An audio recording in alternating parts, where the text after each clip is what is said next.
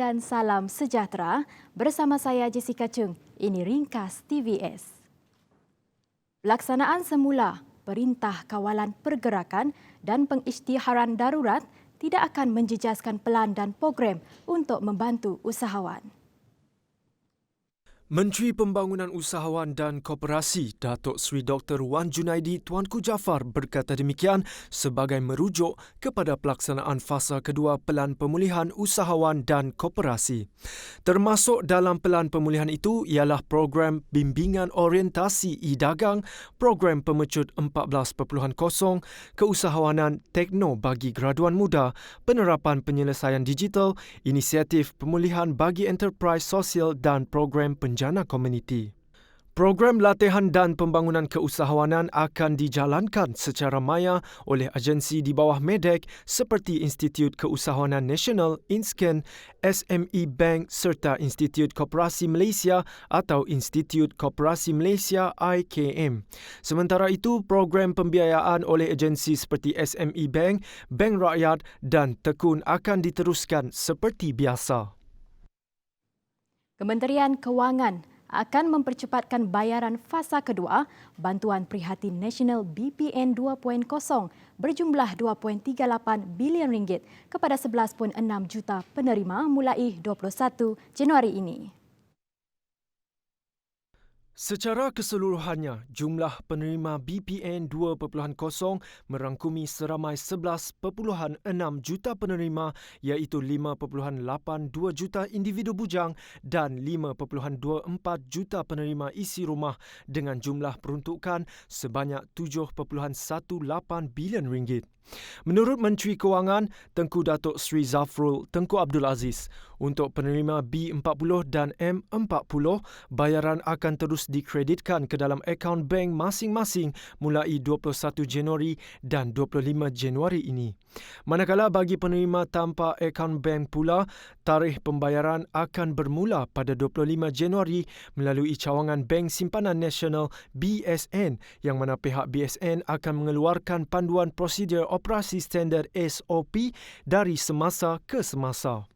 Untuk penerima di Sabah dan Sarawak yang tidak mempunyai akaun bank, pembayaran akan dibuat mulai awal bulan Februari sehingga 1 April 2021 di lokasi-lokasi yang akan diumumkan pada akhir Januari nanti.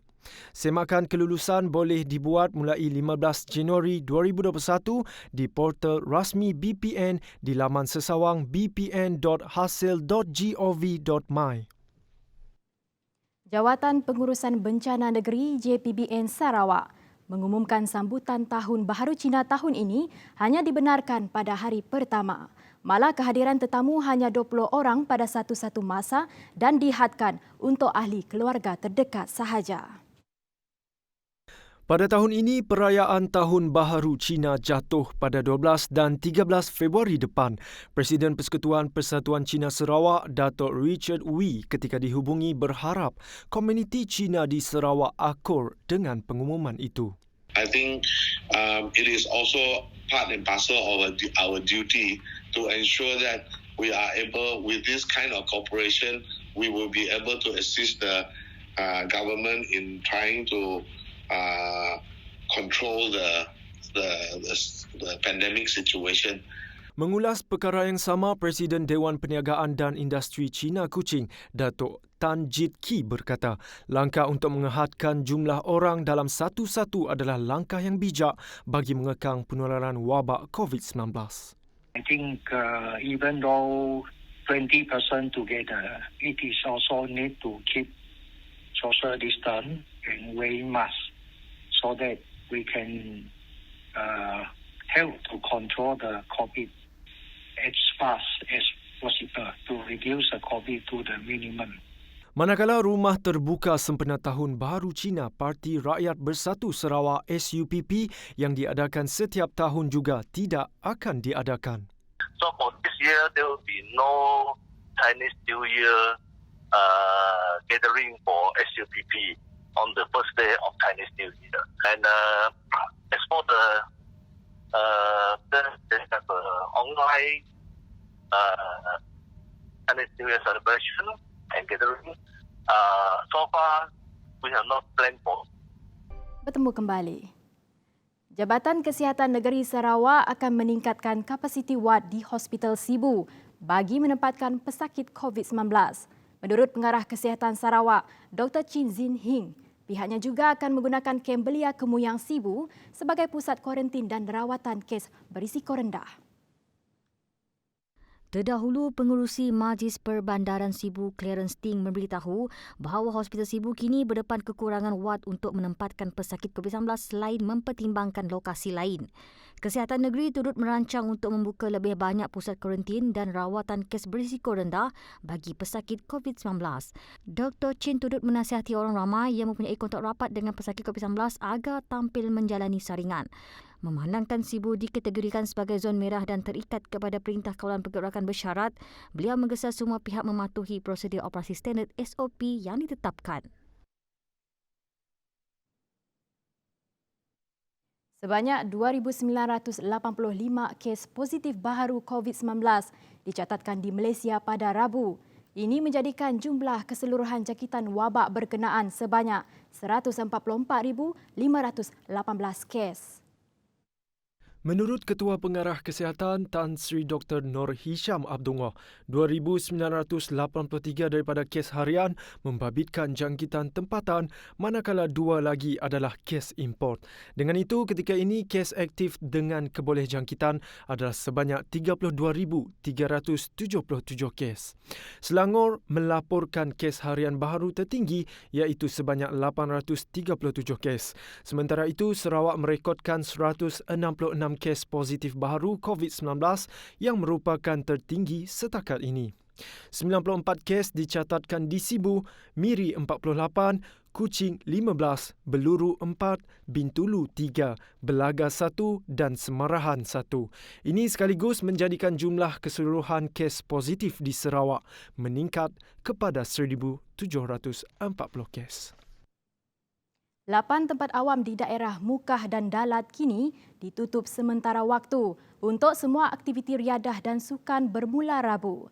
Kawasan tersebut adalah Tapak Kaul Mukah, Taman Permainan Kaladana, Dataran Pehin Setia Raja, Taman Bollywood Setia Raja dan Taman Permainan Dataran Pehin Daerah Mukah.